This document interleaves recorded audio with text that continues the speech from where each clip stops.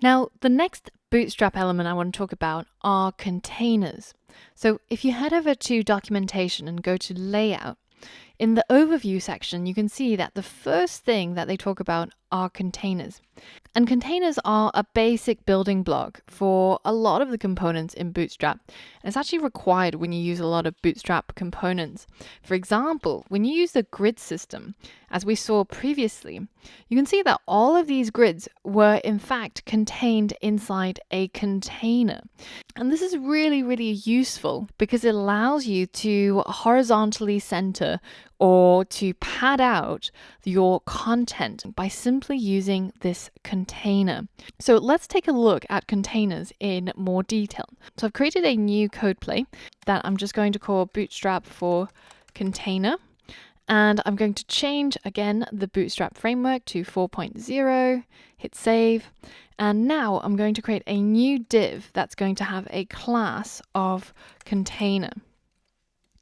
And inside the div, of course, I need a little bit of content for it to be visible. So in this case, I'm just going to copy the lorem ipsum that I've got from this website so that I can use it to pad out my div.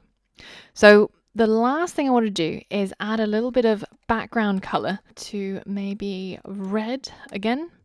Let's hit run, and we've got this container that contains all the text that's inside. Now, of course, you can contain anything you want, for example, divs or buttons or tables, anything you need.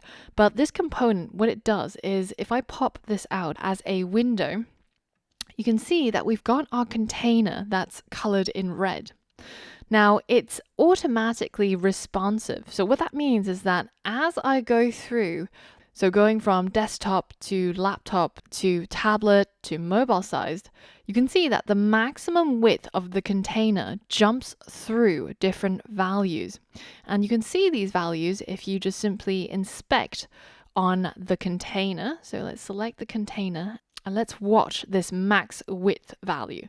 So at the moment, we're on the largest size. So this is the sort of laptop size. And as the width goes down, so let's make that first jump to the smaller desktop size, you can see that our max width is now 960. Let's go to the tablet size. You can see it made another jump to 720 max width.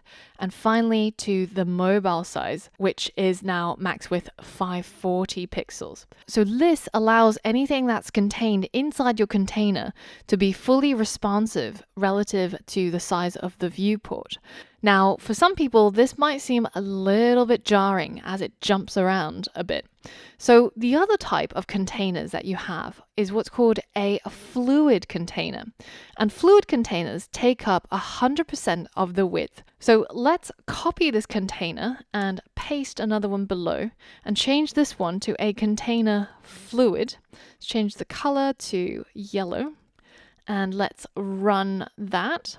So let's pop this out as a full screen. You can see the difference now as I go through the different breakpoints.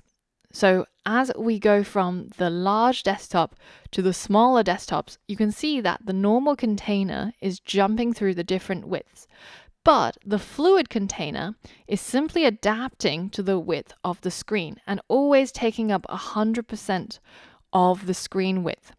So I want to use a container inside our website to be able to add padding and centering to our content, but I don't want that jumpiness from the normal container. So instead, I want to use a fluid container.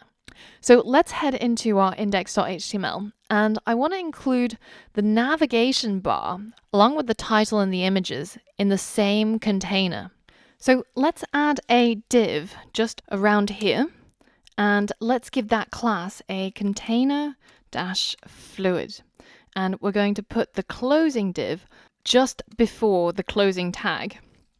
And now if we go ahead and beautify our code, then you can see that that div now wraps around our nav bar as well as the title section. So now we can go ahead and select that div and style it in our CSS. So the class that we're going to select is the container-fluid. And even though Bootstrap already has some pre-added styles to this, we are going to make it a little bit more personalized to our purposes. Namely, we're going to add some padding and we're going to add it to all 4 sides. So we're going to add 3% padding to the top and bottom and 15% to the left and the right. And now if we hit save, we can check out what it looks like with that container. If I switch on pesticide, you can see that we've got this large box that goes all the way around, including the navigation bar, as well as all the stuff in the title section. So now we can group everything together and start working on our components inside the container. So in the next lesson, we're going to learn about another Bootstrap component to style up our title page further, and that is going to be the Bootstrap buttons. And we're going to use it to style up our download buttons to make it look nice. So for all of that and more, I'll see you on the next lesson.